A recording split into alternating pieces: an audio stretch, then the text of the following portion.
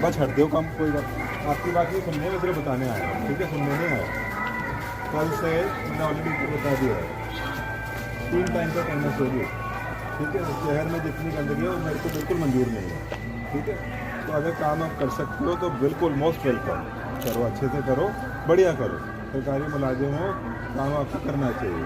But अगर काम आप नहीं कर सकते तो तरीके से तो कोई सरकार से भी फिर आपकी जरूरत ऐसे नहीं है, ठीक है ना। और बड़े लोगों के काम करना चाहते हैं और हिम्मत से और मजबूती से काम करना चाहते हैं।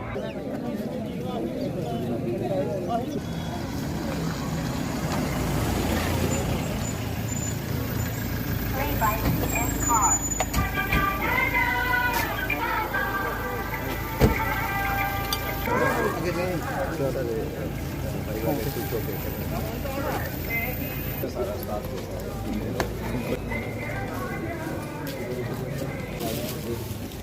वो मैडम भी आ गए हैं तो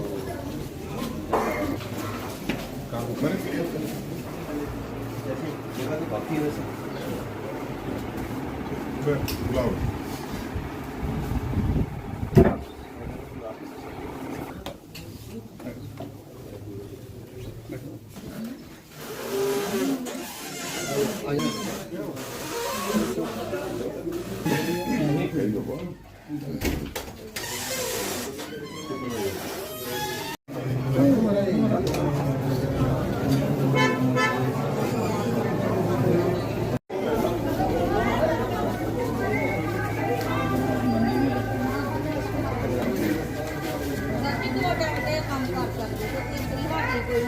बस हट दो कम, कोई बात आपकी बात नहीं सुनने में सिर्फ बताने आया हूँ, ठीक है, सुनने नहीं आया।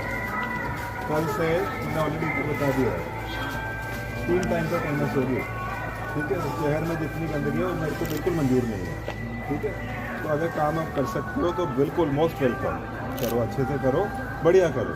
सरकारी मुलाजिम हो, काम आपको करना चाहिए।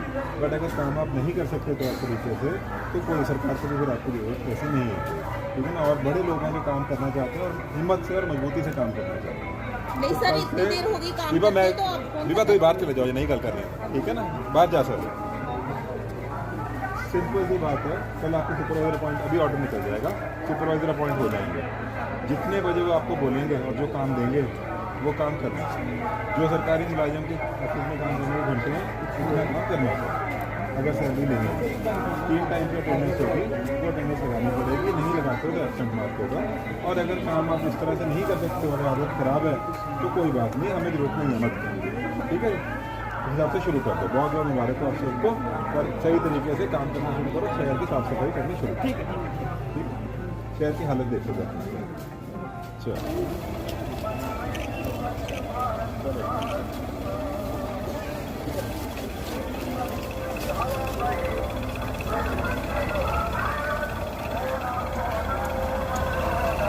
All the best.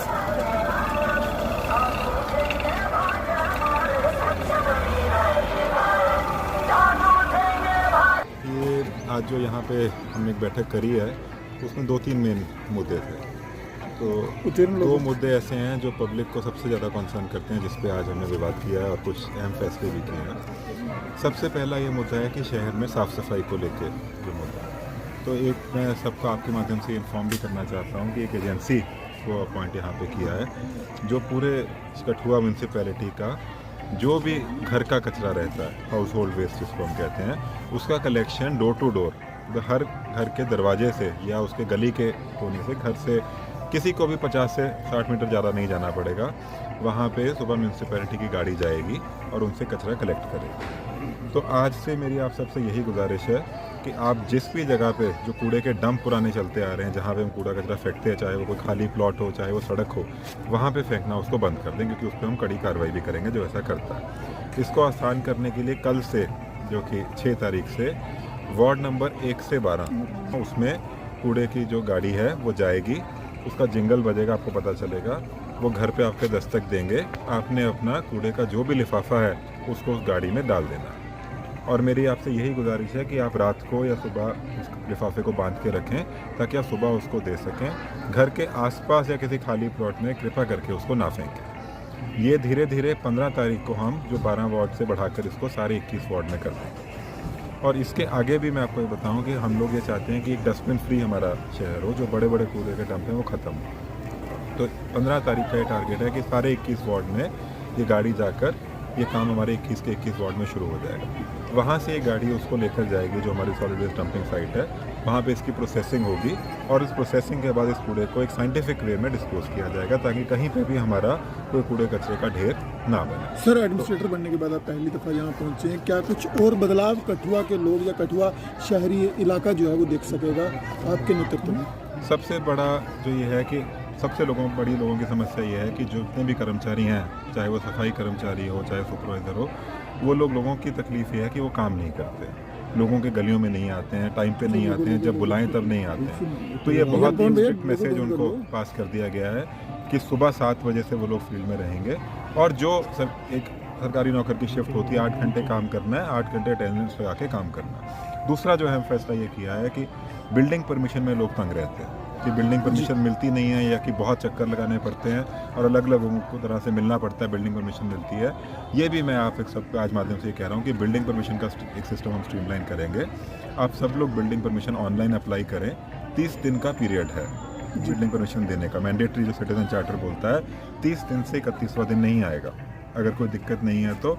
और जिनके छोटे घर है या छोटी दुकान है उनको 15 दिन के अंदर ही हम परमिशन देने की कोशिश करेंगे। अगर नहीं मिलती है तो आप डायरेक्टली मेरे को उस मामले में मिल सकते हैं। अगर कोई इसमें किसी तरह की कोई डिमांड करता है तो फिर आप उसमें मेरे को डायरेक्टली मिलके उसकी कंप्लेंट ज़रूर दर्ज कराएं।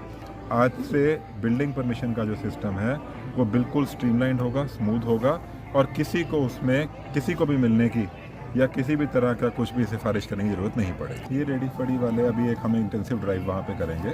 मुखर्जी चौक पे रेडी फड़ी वाले हटने से एक मुखर्जी चौक की सुंदरता ज़रूर बढ़ी है। जो एक तरह से मुखर्जी चौक में दिखता नहीं था कि क्या है, आज की डेट में अगर आप वहाँ जाके देखें तो आर पार जो हमारा पीछे पार्किंग का एरिया है एटलीस्ट उसकी नींव दिखने लगी है ताकि वहाँ पर काम शुरू हो सके।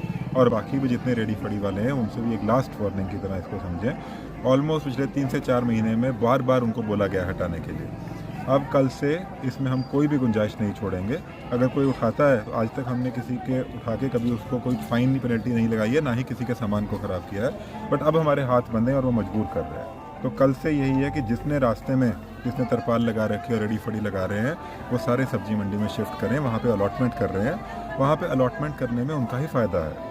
अलॉटमेंट में जगह एक तो उनको बैठने की जगह मिलती है, एक काम करने का एक अच्छी लोकेशन में साफ़ स्वच्छ तरीके में काम करते हैं, कूड़े कचरे की सफाई होती है। जितनी भारत सरकार की स्कीम है जिसके रेडी फड़ी वालों को अलग अलग तरह के लोन मिलते हैं, बहुत तरह की और स्कीम्स हैं उनके वेलफेयर के लिए, वो सारी स्कीम उनको मुहैया कराई जाएंगी। और सब्जी मंडी के अलावा कहीं पे और रेडी फड़ी नहीं लगेगी तो उनका बिजनेस भी वहाँ पे अच्छा चलेगा। तो इसको हम कल से मेरे को ख़त्म कर दें, इसीलिए हम कल से उसको जो है बिल्कुल वहीं पे लगाएंगे। और जो भाई बहन उसका सपोर्ट कर रहे हैं उनकी पूरी सपोर्ट हम भी करेंगे। जो भी सरकारी स्कीमें हैं और अलग तरह से भी उनकी पूरी सपोर्ट की जाएगी। एक और बात मैं कहनी जो पिछले मामले में वो ऐड करना चाहता हूँ कि बहुत लोग ऐसा बोलते हैं कि सिर्फ रेडी फड़ी वालों पे ही कार्रवाई हो रही है, दुकान के बाहर भी बहुत लगा।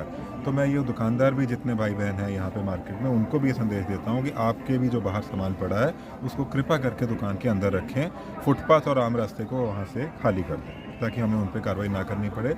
ये कार्रवाई कोई सिर्फ किसी एक तरह के व्यवहार पे नहीं है, ये पूरे शहर को एक ऑर्गेनाइज तरीके से चलाने की एक कोशिश है ताकि सबका बिजनेस अच्छा चले। बिजनेस करने में अगर कमाई करेंगे, रोजगार करेंगे तभी बिजनेस आगे चलेगा और इसमें प्रशासन उनके साथ है, बट एक तरीके से हम इसको आगे करें।